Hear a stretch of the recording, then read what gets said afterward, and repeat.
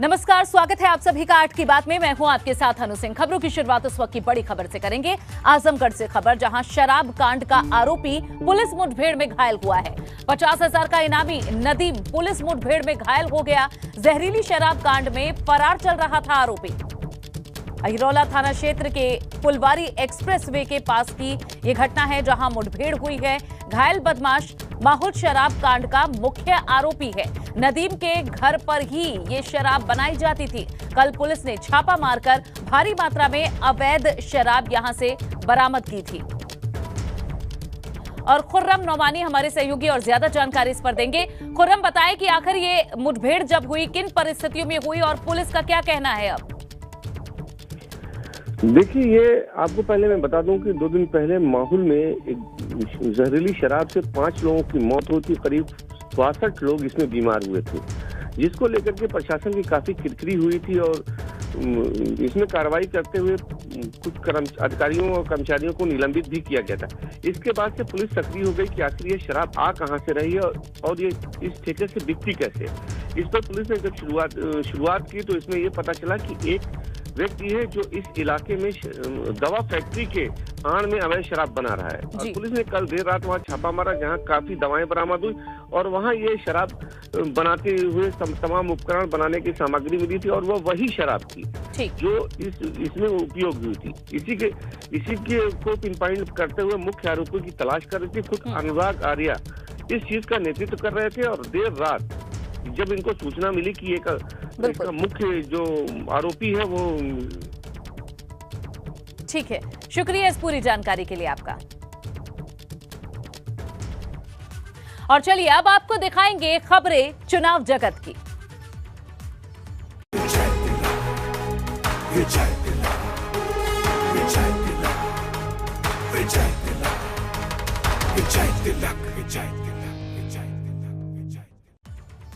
शुरुआत करेंगे प्रधानमंत्री नरेंद्र मोदी के दौरे से। 27 फरवरी को पीएम नरेंद्र मोदी अपने संसदीय क्षेत्र वाराणसी के दौरे पर जाने वाले हैं। वाराणसी की सभी 8 विधानसभा सीटों पर 7वें चरण में 7 मार्च को वोट डाले जाने हैं। और वोटिंग से पहले वाराणसी में प्रधानमंत्री नरेंद्र मोदी के इस दौरे से पूर्वांचल में सियासी पारा चढ़ने वाला है। 27 फरवरी को वाराणसी में प्रधानमंत्री मोदी भाजपा के बूथ पदाधिकारियों के साथ एक बैठक करेंगे, जिसमें वे सभी 8 विधानसभा क्षेत्रों के पदाधिकारियों को जीत का मंत्र देंगे। प्रधानमंत्री के साथ ही बूथ पदाधिकारियों की इस बैठक में हर बूथ से 6 कार्यकर्ता शामिल होंगे। इस दौरान पीएम मोदी इस बैठक में पार्टी के तकरीबन 2200 कार्यकर्ताओं को एक साथ संबोधित करेंगे। और ज्यादा जानकारी के लिए सीधा रुख कर लेते हैं वाराणसी का। हमारे संवाददाता नीतीश पांडे हमारे साथ जुड़ चुके हैं। नीतीश, वाराणसी में वोट तो डलने वाले हैं आखिरी चरण में 7 मार्च को, लेकिन उससे पहले पीएम मोदी का ये कार्यक्रम किस तरह से देखा जाए? राजनीतिक दृष्टि से अहम और राजनीतिक दृष्टि से महत्वपूर्ण यह कार्यक्रम है। कार्यक्रम इसलिए महत्वपूर्ण है कि जब काशी चुनाव के मुहाने पर खड़ी हो और प्रधानमंत्री यहाँ के 8 विधानसभाओं से जो कार्यकर्ता हैं, बूथ स्तरीय कार्यकर्ता, उनसे सीधा संवाद करें, कार्यकर्ताओं से सीधा संवाद करें, तो उत्साह की वजह भी बनती है। और इस वक्त हम एक चाय की दुकान पर मौजूद हैं और यहाँ पर जो समर्थक है वो उत्साहित भी हैं। आप खड़े भी हो गए, आप देखिए सबके मन में उत्साह है कि प्रधानमंत्री आ रहे हैं। तो उत्साह किस तरह का है और क्यों है? देखिए, हमारे माननीय प्रधानमंत्री जी जो देश ही नहीं विदेश के भी वो लोकप्रिय नेता हैं और हमारे बनारस में माननीय प्रधानमंत्री जी आ रहे हैं, तो ये एक होता है कि अपने घर में स्वागत मोदी जी का हम लोग करने के लिए उत्साहित है। तो इस बार प्रधानमंत्री चुनाव से पहले बूथ स्तरीय कार्यकर्ता जो है उनसे मुलाकात कर रहे हैं, तो आप लोग भी तो पूरी कहे कि किस तरह इंतजार? देखिए, माननीय मोदी जी यहाँ काशी में बाबा विश्वनाथ के में भी और जो कार्यकर्ता है, कार्यकर्ताओं के कड़ में मोदी जी बस गए हैं। पिछले चुनावों की बात कर लें तो प्रधानमंत्री काशी आए थे और चुनावी समीकरण बदल गया था। जिस तरह से तमाम तरह के कयास लगाए जा रहे थे, ये जीतेंगे वो जीतेंगे, लेकिन प्रधानमंत्री का काशी आगमन चुनाव के समीकरण को बदल देता है। आपको क्या लगता है किस तरह का समीकरण बदलने वाला है? ये तो विपक्षियों के मन में भय बैठा रहता है कि मोदी जी आएंगे समीकरण बदल जाएगा। समीकरण तो 2014 से बदला हुआ है, जो अभी तक चल रहा है। समीकरण बदला हुआ समीकरण है। जनता किस तरह से ले रही है? सोच ईमानदार, काम दमदार, यूपी मांगे फिर एक बार भाजपा सरकार। साहब ये तो पूरा भाजपा वाला रंग लगा हुआ है, एकदम लग रहा है कि सुबह सुबह बाबा विश्वनाथ की नगरी में है, तो बाबा विश्वनाथ की नगरी में हम सब रहते हैं, तो भाजपा भाजपा करते हैं। भगवान के नशे में बोलिए, 24 घंटा अब रहते तो हैं भाई मतलब नीला नीला है तो क्या है? नीला है लेकिन दिल भगवा है। और मोदी जी हमारे काशी आ रहे हैं, तो हम सब इस बार, हर बार मोदी जी सौगात देने आते थे, इस बार हम सब युवा मिलके उनको सौगात देंगे। और उत्तरी विधानसभा हमारी पड़ती, हम 1 लाख मतों से ज्यादा से जीत के मोदी जी को एक सौगात देंगे। तो संपूर्णानंद संस्कृत विश्वविद्यालय के जो मैदान है वहां पर प्रधानमंत्री पहुंचेंगे और संपूर्णानंद संस्कृत विश्वविद्यालय के प्रांगण में बैठक होनी है। तो इस बैठक को लेकर जो युवा हैं क्या सोच रहे हैं? बड़ा उत्साहित नजर आ रहा है। युवाओं के मन में प्रधानमंत्री मोदी जी हमारे देश के ही नहीं, विदेश से लेके हमारे कार्यकर्ता हों, चाहे वाराणसी, काशीवासी, सबके लिए नरेंद्र मोदी जी की एक अलग छवि है। और नरेंद्र मोदी जी ने राजनीति कैसे होती है और विपक्षी पार्टियों को भी सिखा दिया कि राजनीति कैसे होती है और राजनीति कैसे करनी चाहिए।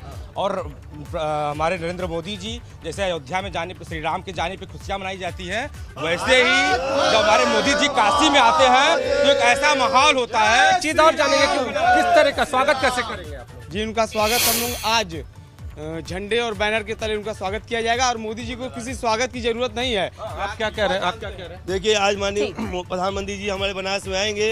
हम लोग आज नहीं आएंगे भैया, 27 को आएंगे। जो आएंगे ढोल हम लोग वो है आएंगे, उनको हम लोग फूलों से वर्षा करेंगे और ढोल लगा वो जो तस्वीरें होती हैं, जिस तरह से स्वागत किया जाता है पीएम का, वो बेहद ही आकर्षक होती हैं। और इस बार तैयारी और क्या मंशा है और कितनी खुशी है वो तो हमने इनके माध्यम से जान ही लिया है। और वो तस्वीरें भी आने वाले समय में आपके द्वारा हम जरूर देखेंगे। नीतीश, बहुत बहुत शुक्रिया फिलहाल के लिए। और चलिए खबरों में आगे बढ़ेंगे। 5वें चरण के रण में सीएम योगी आदित्यनाथ भी चुनाव प्रचार करेंगे।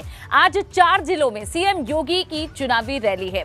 इसमें अयोध्या, बाराबंकी, श्रावस्ती और बहराइच शामिल है, जहां सीएम योगी की सभा होने वाली है। अयोध्या के नरौली में रैली होगी। अयोध्या में रोड शो भी सीएम योगी करेंगे। सीएम योगी भाजपा प्रत्याशी वेद प्रकाश गुप्ता के लिए वोटों की अपील करेंगे। तो आज इन क्षेत्रों में सीएम योगी सभा करने जा रहे हैं। अयोध्या के नरौली में रैली होनी है, तो अयोध्या में एक रोड शो भी उनका होना है और यहां भाजपा प्रत्याशी वेद प्रकाश गुप्ता के लिए वोटों की अपील होगी।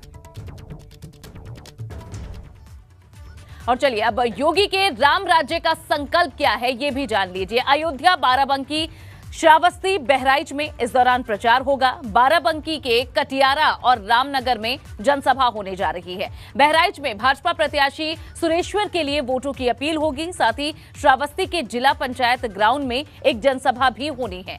अयोध्या के नरौली में रैली होगी। अयोध्या में एक रोड शो भी सीएम योगी आदित्यनाथ का होने जा रहा है।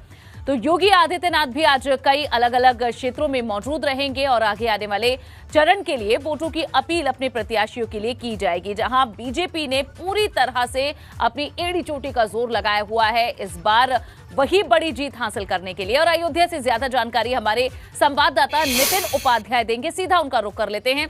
नितिन, बताएं कि किस तरह से सीएम के आज कार्यक्रम आगे बढ़ेंगे, कितने बजे वे कहां पर मौजूद रहेंगे? देखिए, पूरी तरह से एक्टिव बने हुए हैं मुख्यमंत्री योगी आदित्यनाथ। और ऐसे में कहा जाए कि जो रामलला का जो कहा जाए संकल्प लिया था बीजेपी ने, और वो अब चरितार्थ होते दिख रहा है। तो चुनाव से ठीक पहले मुख्यमंत्री योगी आदित्यनाथ आज अयोध्या पहुंच रहे हैं। और अयोध्या में आप देख सकते हैं किस तरह से साकेत महाविद्यालय से लेकर नया घाट, बंदा तराई का जो रोड है, जो हनुमानगढ़ी चौराहे के आसपास का, किस तरह से पूरी तरह से बीजेपी के झंडों में पाट दिया गया है। तमाम जो भगवा बैलून्स लगाए गए हैं और उसके पीछे कहीं ना कहीं जो मैसेज है कि मुख्यमंत्री योगी आदित्यनाथ लगातार यहाँ आते रहे हैं, लेकिन आज सीधे वो जनता से रूबरू होंगे। एक भव्य रोड शो है, दीपोत्सव की तरह ही इस रोड शो को कहीं ना कहीं अंजाम देने की कोशिश है। लगातार बीजेपी के लोग लगे हुए हैं, कुछ लोग भी हमारे साथ हैं। सबसे पहले मैं तस्वीर जरूर दिखाना चाहूंगा कि जगह जगह बीजेपी के झंडे हैं, बलून्स हैं। करीब 3 किलो का ये रोड शो होने जा रहा है और ये राम की पैड़ी पर जाकर एक जनसभा में परिवर्तित हो जाएगा। मुख्यमंत्री योगी आदित्यनाथ लगातार अयोध्या का जिक्र कर रहे हैं, राम मंदिर का जिक्र कर रहे हैं। तमाम लोग हमारे साथ हैं। क्या देख रहे हैं सर, आज योगी जी आ रहे हैं और आपसे रूबरू होंगे, लगातार ओपन रोड शो है। हम लोग तो इतने खुश हैं और रातें से हम लोग उत्साही हैं कि योगी जी आए, उसके लिए सब तैयारी करना है, बैलून लगाना है, झंडा लगाना है, हम लोग भव्य स्वागत में तैयारी में बैठे। स्वागत में आप जुटे हुए हैं। आप बताइए सर, कह रहे हैं कि जो राम को लाए हैं हम उनको लाएंगे, ये गीत बड़ा चल रहा है, ये यहीं से ये इसी राम की बात हो रही है जहाँ जिनकी अयोध्या। भाई अयोध्या में हम लोग कभी सपने भी नहीं सोचा था कि राम मंदिर के जो बनेगा, लेकिन आज राम मंदिर बन रहा है और भव्य बन रहा है। हम लोग इससे बहुत उत्साहित हैं। 171 सीटें जो 3 चरण में बची हुई हैं, 5वीं 6वीं 7वीं चरण की, तो बीजेपी की नजरें उन पर भी है, इनके राजनीतिक कहीं ना कहीं नेतार्थ हैं। क्या कहना चाहेंगे आप, बताइए। भाई हम तो, हमारा ये अनुमान है कि 300 से ऊपर ये रहेंगे। 300 से ऊपर जा रही है? जी सर, 300 से ऊपर सीट मिलेगी इनको और पूर्ण बहुमत से इनकी सरकार बनेगी और हम चाहते हैं कि इनकी सरकार बने। आप क्या कहना चाहेंगे? आज आ रहे हैं योगी जी, शाम को आ रहे हैं, पूरा यहाँ पैर रखने की जगह नहीं होगी, रथ भी हैं, संत भी शामिल होंगे, वैदिक ब्राह्मण भी उसमें रहेंगे। लगातार राम की धुन पर पूरी तरह से जनसभा आगे बढ़ेगी, रोड शो आगे बढ़ेगी। रोड शो भी बढ़िया होगा और पूर्ण बहुमत की सरकार बनेगी। बन रही है, बहुमत की बनेगी हर हालत में। जो रिकॉर्ड कभी नहीं टूटा था वो टूटेगा अब की बार। दोबारा टूटेगा? हाँ, जैसे लगातार 2 बार कोई सरकार नहीं बनी है ना, इस बार बनेगी। लंबे समय से पूर्ण बहुमत की कोई सरकार नहीं बनी, अब की बार बनेगी इस बार जी। योगी जी के स्वागत के लिए योगी जी का काम है रिकॉर्ड तोड़ना, वो टूटेगा। क्या लग रहा है सर, ये सब लोग, पूरी अयोध्या की जनता तैयार है? बिल्कुल साहब, इतने तैयार हैं कि इतनी उत्साह है लोगों में। और हमारे जो ये इलेक्शन है, इस इलेक्शन में हमने मतलब बहुमत में आएंगे और इतने बड़े बहुमत में आएंगे। वोटर सब चुप्पा है, दिखाता कुछ करेंगे कुछ, ये सब जानते हैं कि योगी जी कौन काम किया। 40 बार मुख्यमंत्री के तौर पर आ चुके हैं अयोध्या और अब आ रहे हैं बिल्कुल यहाँ से लोगों से समर्थन मांगने के लिए। ऐसे मुख्यमंत्री और ऐसे प्रधानमंत्री कभी आए नहीं अयोध्या, जानते ही नहीं थे तो लोग। जनता क्या सोच रही है नितिन, ये तो हम जान रहे हैं। और जब सीएम का रोड शो यहाँ से निकलेगा इन्हीं अयोध्या की गलियों से, तब कैसा नजारा होगा उस पर भी हमारी निगाह रहेगी। फिलहाल के लिए बहुत बहुत शुक्रिया नितिन इस पूरी जानकारी के लिए। उधर सीएम योगी के अलावा आज भाजपा के दिग्गज नेता भी चुनाव प्रचार करेंगे। 5वें चरण के लिए आज अमित शाह बहराइच और बस्ती में जनसभाओं को संबोधित करेंगे। इसके लिए दोपहर 1 बजे पहले वे बहराइच के कैसरगंज विधानसभा में पहुंचेंगे, जहां अमित शाह का संबोधन होगा। वहीं दोपहर 3 बजे शाह बस्ती पहुंचेंगे। यहां के हरैया नेशनल इंटर कॉलेज में एक जनसभा को वे संबोधित करेंगे। वहीं बीजेपी प्रदेश अध्यक्ष स्वतंत्र देव सिंह का आज गोंडा का दौरा है, यहां कार्यक्रम है उनके। वे सालपुर विधानसभा में जनसभा को संबोधित करेंगे। ये तस्वीरें भी दिखा रहे हैं पीएम से लेकर सीएम, अमित शाह और साथ ही स्वतंत्र देव सिंह का भी कार्यक्रम है। कोई गोंडा, कोई अयोध्या, कोई बनारस में मौजूद रहेगा, तो वहीं गृह मंत्री अमित शाह बहराइच और बस्ती के दौरे पर रहेंगे। ये तो बात रही बीजेपी की। अब बात कर लेते हैं समाजवादी पार्टी की। सपा अध्यक्ष अखिलेश यादव आज प्रतापगढ़ में हुंकार भरते नजर आएंगे। सपा का विजय रथ लेकर वे प्रतापगढ़ की सभी सीटों पर जनसंपर्क करेंगे। वहीं कांग्रेस महासचिव प्रियंका गांधी भी आज बाराबंकी और गोंडा में चुनावी जनसभा को संबोधित करेंगी, जबकि बसपा सुप्रीमो मायावती दोपहर 1:30 बजे बस्ती में जनसभा को संबोधित करती हुई नजर आएंगी। इनके अलावा शिवसेना नेता आदित्य ठाकरे भी 5वें चरण में यूपी में प्रचार करने के लिए आज पहुंच रहे हैं। आदित्य ठाकरे आज प्रयागराज और सिद्धार्थनगर जिलों का दौरा करेंगे। वहीं डुमरियागंज और सोराव में भी आदित्य ठाकरे शिवसेना प्रत्याशियों के पक्ष में वोटों की अपील करेंगे। कांग्रेस नेता सचिन पायलट भी आज महाराजगंज में चुनाव प्रचार करेंगे। यहां पर वे पनियरा और फरिंदा विधानसभा में जनसभाएं करेंगे। गोरखपुर में एक रोड शो भी होना है। इसके अलावा ओवैसी भी आज बहराइच के दौरे पर रहेंगे। तो अलग अलग पार्टियों के नेता भी आज यूपी के रण में उतरे नजर आएंगे। और वहीं आज के कार्यक्रमों से पहले बसपा सुप्रीमो मायावती ने एक ट्वीट भी लिखा है, वो भी जल्दी से आपको बताते हैं क्या कहा है मायावती ने। उन्होंने लिखा, उत्तर प्रदेश में हो रहे विधानसभा के आम चुनाव को प्रभावित करने के लिए देश में कभी आतंकवाद के नाम पर व कभी महाराष्ट्र में चल रही जांच एजेंसियों की गतिविधियों को भी लेकर जो कुछ हो रहा है ये अति दुर्भाग्यपूर्ण है। जनता जरूर सतर्क रहे। बता दें कि कल की महाराष्ट्र के मंत्री को गिरफ्तार किया है और अब उनकी गिरफ्तारी को लेकर मायावती ने ये ट्वीट किया। कौशांबी की चायल विधानसभा के सराय अकिल कस्बे में जनसत्ता दल लोकतांत्रिक के राष्ट्रीय अध्यक्ष रघुराज प्रताप सिंह और राजा भैया ने जातिवाद को लेकर एक बड़ा बयान दिया है। नेताओं को कटघरे में खड़ा करते हुए राजा भैया ने कहा है कि जनता के बीच कहीं जातिवाद नहीं है, हर जगह सिर्फ नेता अपने मुनाफे, फायदे और स्वार्थ के लिए जातिवाद पैदा कर रहे हैं। समाज में कहीं जातिवाद नहीं है, जातिवाद नेता फैलाते हैं, जातिवाद राजनेता पैदा करते हैं अपने मुनाफे के लिए, अपने फायदे के लिए, अपने स्वार्थ के लिए। जिस जात बिरादरी से जाकर के मिलेंगे हम तो आपके साथ हैं, फिर दूसरी बिरादरी वहाँ हम तो आपके साथ है। ये इसी कोल इसी तरह होते हैं, सिर्फ और सिर्फ अपने राजनीतिक स्वार्थ के लिए। जातियों की बात होती है, समाज को एक दूसरे से लड़ाया जाता है, समाज में जहर बोलने का काम करते हैं। गाजीपुर में 7वें चरण में मतदान है, लेकिन यहां सपा कार्यकर्ताओं पर गुंडागर्दी करने का आरोप लगा है, जिसके बाद भाजपा नेताओं ने भी आरोपियों के खिलाफ कार्रवाई की मांग करते हुए थाने में ही धरना प्रदर्शन किया। हालांकि धरना खत्म हो गया, लेकिन केंद्रीय मंत्री संजीव बालियान ने मौके पर पहुंचकर आरोपियों के खिलाफ कार्रवाई की मांग की है।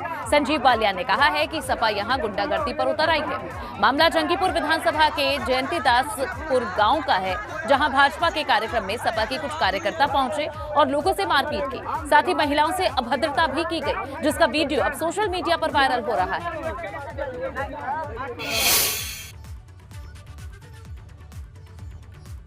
आवश्यकता इसलिए पड़ी कि हमारे प्रत्याशी रामनरेश कुशवाहा जी आज चुनाव प्रचार में थे।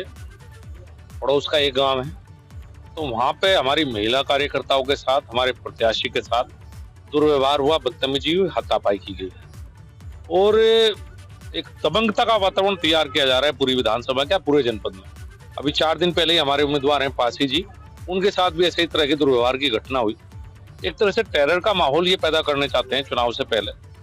हम यहाँ इसीलिए आए हैं कि कम से कम पुलिस ऐसी सख्त कार्रवाई करे कि जो नजीर बन सके।